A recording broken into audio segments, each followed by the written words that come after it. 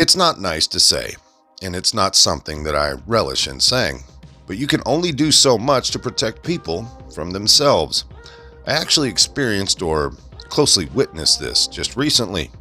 You can try and help to keep good people away from bad situations, but oftentimes, sooner or later, if they're really intent on being involved, they will find a way.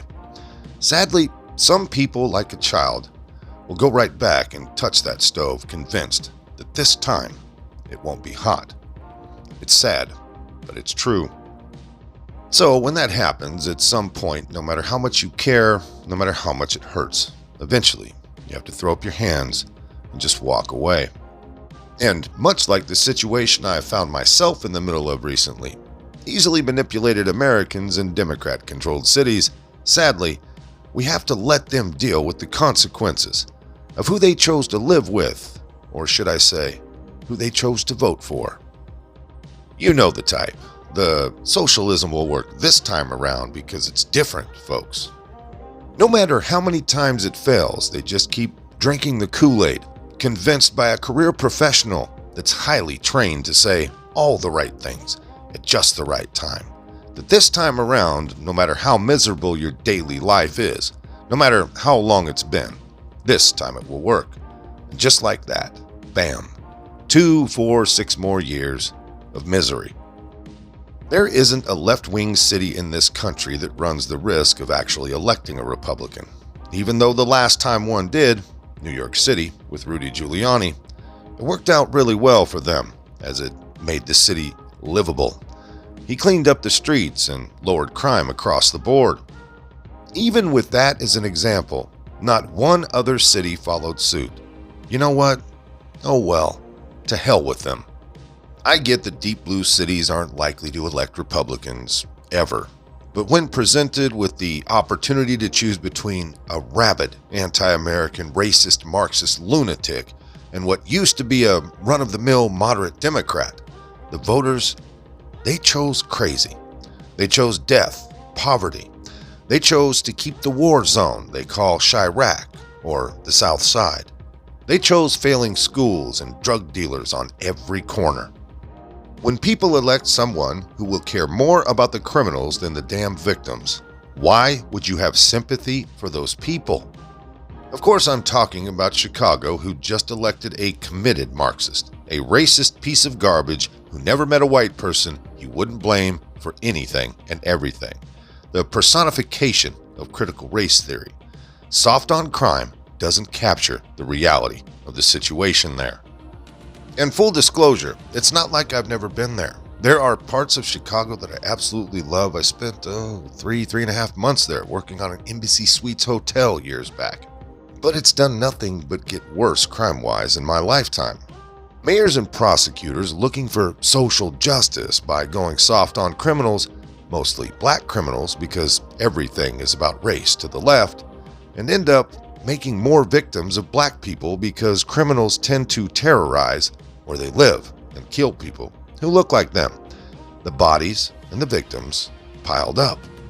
Mayor Lori Lightfoot, or Beetlejuice as she's commonly referred to, was so committed to the perpetrator as true victim criminal justice model that piles of bodies only mattered when they impacted her electoral prospects, never as a matter of principle or for the tragedy that they truly were.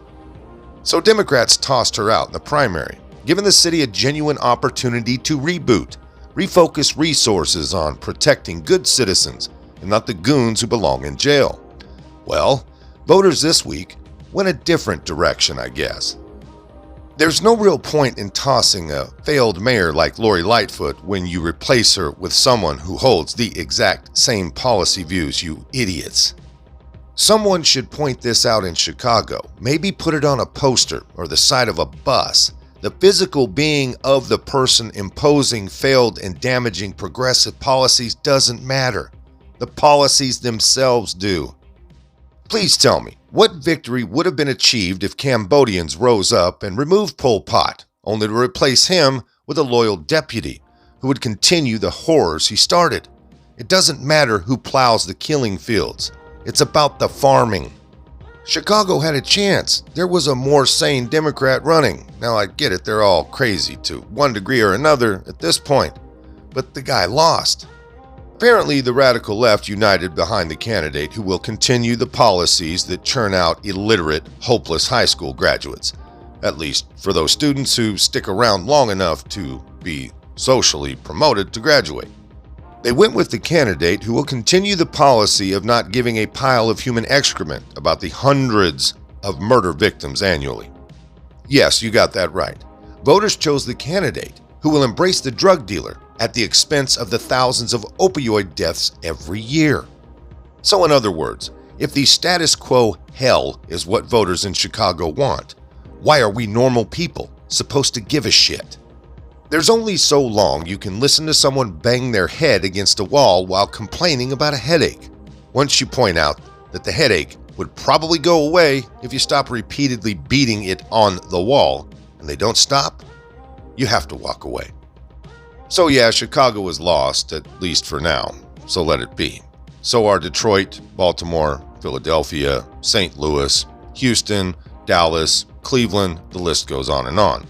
Now, Republicans should still use them as examples, but there is no point in wasting your time fighting for people who, once again, will not fight for themselves.